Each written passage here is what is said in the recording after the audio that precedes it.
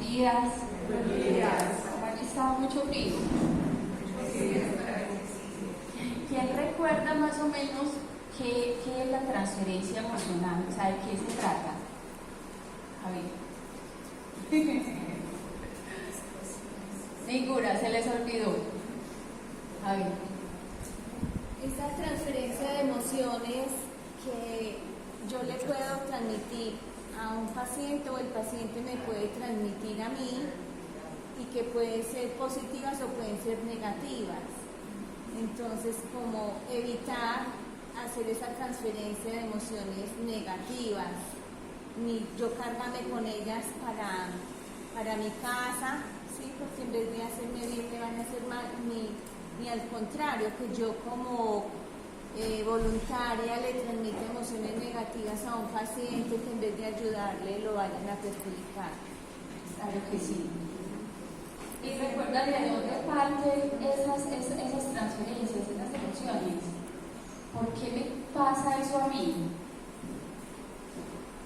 Pues yo le voy a decir. ¿Por qué nos pasa eso?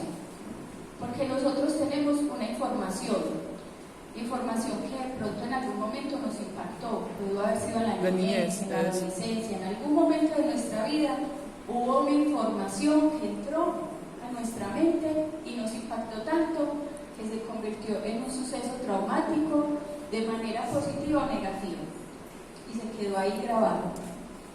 Y cuando se queda esa información ahí grabada, no la estamos utilizando constantemente, puede que el suceso ya lo hayamos superado aparentemente y que ya todo pasó, pero llega y pasan 50 años y resulta que a los 50 años se encuentra una persona en el mismo estado en el que yo estuve y eso me puede generar a mí una transferencia emocional. Y si no sé manejar las emociones en ese momento, ¿qué va a pasar con ese paciente? ¿Lo voy a poder ayudar o lo voy a afectar? Afectar. Lo voy a afectar. Entonces la idea es que podamos tener ese autoconocimiento de saber realmente quiénes somos, qué hay guardado ahí en esa parte subconsciente que a veces no la miramos, no recordamos, qué es que nos puede generar una debilidad. Porque les hablaba yo que la transferencia puede ser negativa o puede ser positiva. Y las que son viudas de pronto les puede llegar a haber pasado esto que les voy a comentar, que de pronto se encuentre uno con un hombre que se parezca al esposo y se genera una transferencia automática, ¿no? Ese hombre, ¿qué pasó aquí? ¿Por qué? Porque se genera una transferencia con esa emoción positiva que tú sentías por tu esposo, no es que te enamoraste de ese hombre, no, sino que es una transferencia de esa información. Y todo eso lo debemos aprender a gestionar. De hecho, hay viudas que se enamoran perdidamente y las critican. Dicen, ¿pero por qué? ¿Y entonces era que ella no quería al esposo? Y eso, y son víctimas de la sociedad. Y uno empieza a analizar a ese hombre del que ella se enamoró y resulta que se parece en muchos factores al esposo que ella tenía. ¿Qué ocurrió ahí? Ocurrió una transferencia. Eso nos ocurre todo el tiempo en determinadas cosas, pero cuando hay un autoconocimiento y hay una inteligencia emocional, entonces yo tengo la capacidad de saber qué me está ocurriendo eso, y si sé que me está ocurriendo eso, ¿qué puedo tener? Tener el control de esa situación. Si yo no sé que me está ocurriendo eso, ¿qué pasa? Sigo y caigo ahí y pueden pasar muchas cosas que pueden ser negativas para mí y que pueden ser de alguna manera surreales, que no están dentro de la realidad, sino que es algo que se generó debido a un trauma o a algo que yo tenía dentro de mí y que no he podido saber controlar, ¿cierto? Bueno, comenzamos con esta frase porque esta frase es como la pionera de dónde proviene esa transferencia. Dice, hasta que lo inconsciente se haga consciente, el subconsciente seguirá controlando tu vida y tú lo llamarás destino. Este estudio es del psicólogo psicoanalista Carl Jung. Él es el único psicólogo que habla de esa parte subconsciente. Los demás hablan es como de lo que es la parte interna del cerebro, donde nosotros grabamos lo que es la información de base, por decir algo, la información que más repetimos, esa información se convierte en información de base en nuestra mente, y la información que nos impacta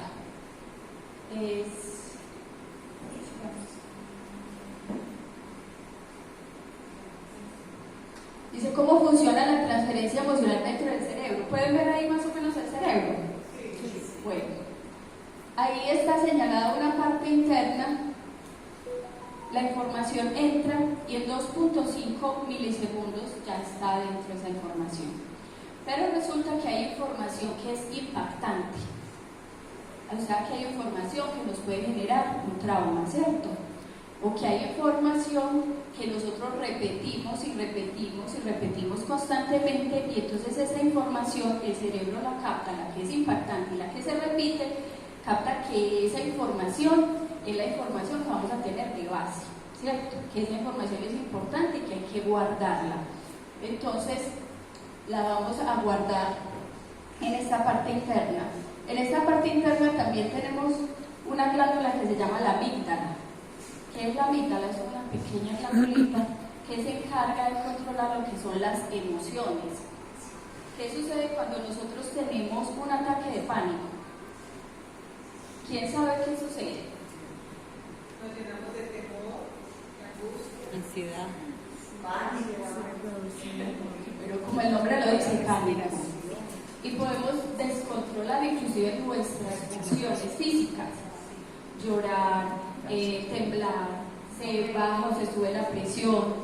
Pueden ocurrir muchas cosas que ya no son del carácter mental sino físico.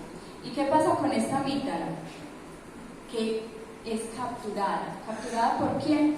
Por una sustancia que genera el estrés que se llama cortisol. Si la amígdala es capturada, ¿ustedes creen que las emociones en ese momento pueden aflorar o podemos tener como unas emociones coherentes? No, porque ella está capturada. Cuando ella está capturada no tenemos las emociones que necesitamos en ese momento para actuar. Por eso es muy importante el autoconocimiento, porque un nivel de estrés alto nos puede ocasionar ese suceso. Entonces, pero ¿por qué Marinita, que es la alegría de la casa, se puso a llorar, se puso a temblar, se desmayó? Porque le ocurrió eso. Y por eso también es importante que nosotros no juzguemos a nuestros compañeros cuando les ocurra un suceso, porque nosotros no sabemos qué información base hay en ese compañero, qué trauma de la infancia hay en ese compañero, qué ocurre con ese compañero. Por eso el Señor Jesucristo nos dice que no miremos la paja que tiene el ojo ajeno, sino que miremos la vara que tiene nuestro ojo. ¿Qué quiere decir? No critiquemos. Siempre tratemos de ayudar al otro, en cualquier circunstancia que esté, ya porque le dé ira, porque le dé tristeza, porque esté llorando, porque esté temblando. Siempre seamos nosotros de ayuda.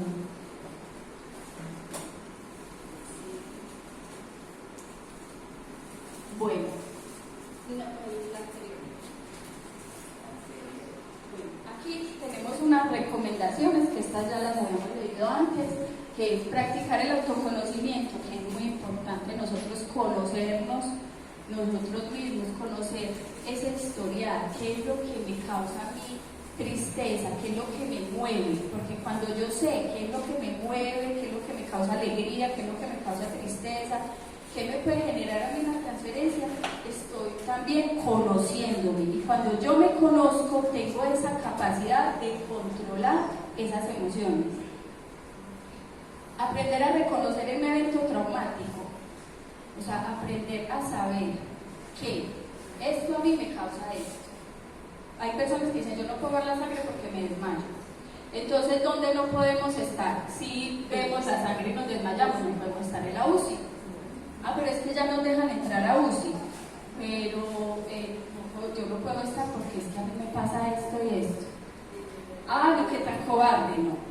Tenemos que aprender a respetar a ese compañero que no tiene esa capacidad de estar a UCI. Yo sí la tengo, pero otro de pronto no la tiene. Resulta que hay compañeros que de pronto pueden decir, no, yo no soy capaz con los niños. No, es que los niños, mejor dicho, a mí me vuelven mundo los niños. no son capaces con los niños, ¿no? Hay que respetar a ese compañero de que no es capaz de asumir ese rol con los niños. No es que se vaya a quedar en eso siempre, puede ser que eso se pueda trabajar hasta que esa persona tenga la capacidad, pero es importante que la persona tenga la capacidad. ¿Por qué? Porque nosotros somos representantes ¿de quién? De Cristo. De Cristo, y no podemos hacer quedar mal ¿a quién? A Cristo. A Cristo, así es. Entonces, aprender a manejar mis emociones de forma inteligente. Esta es la base de la inteligencia emocional, que es tener empatía, que es tener empatía, ponerme en los zapatos del otro. Muchas veces es importante yo ponerme en los zapatos del compañero, ponerme en los zapatos de la persona que está enferma. Ay, es que ese señor está para la clase, tan grosero, pero resulta que es que ese señor tiene un cólico horrible, que lo está matando, lleva más de 15 días en el hospital. Hay que entender todo ese tipo de cosas, porque a veces con el solo rostro, con la sola mirada, estamos sacando lo que hay dentro. Entonces llego y dejo más mal al paciente. Saquemos siempre esa luz de Cristo, esa luz de Cristo que está dentro de nosotros. Eso es lo que nosotros tenemos que sacar. Dice, aprender a respirar de forma profunda antes de actuar frente a una crisis. Puede ser la crisis que sea, pero si yo no estoy respirando, mi cerebro no está pensando.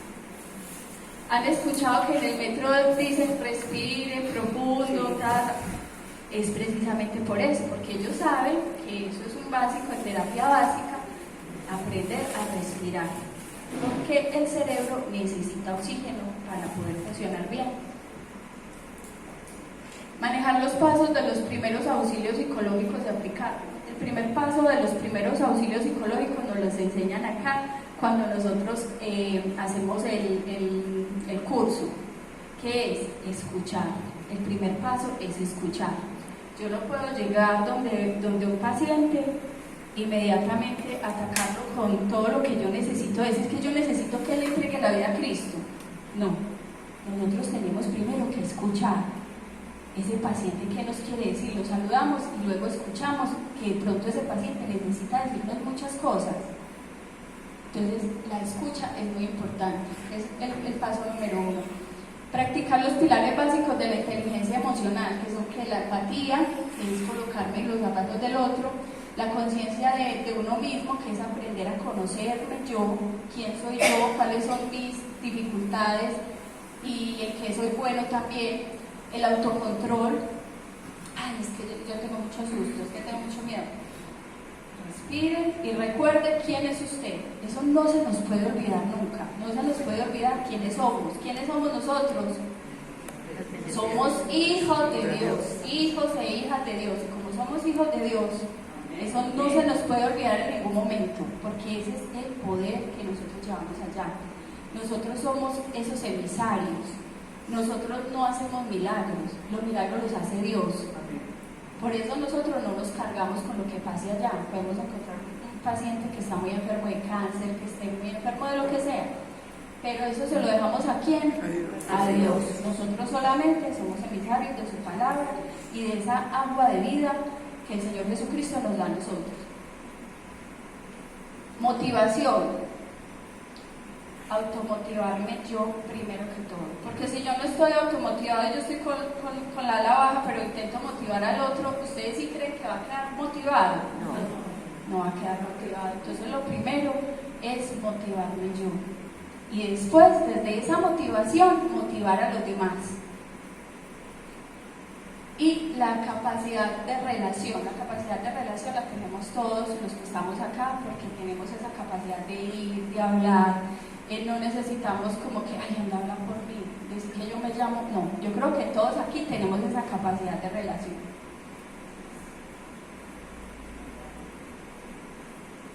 Pero aquí tenemos como 5 pasos básicos de los primeros auxilios psicológicos, que como les decía es escuchar, identificar la necesidad que está ocurriendo en ese momento, analizar las posibles soluciones, acciones concretas para acabar con la crisis, por decir algo, un paciente está temblando, yo no soy médico, soy consciente que no soy médico, ¿qué tengo que hacer? Llamar a las personas que le pueden ayudar a ese paciente.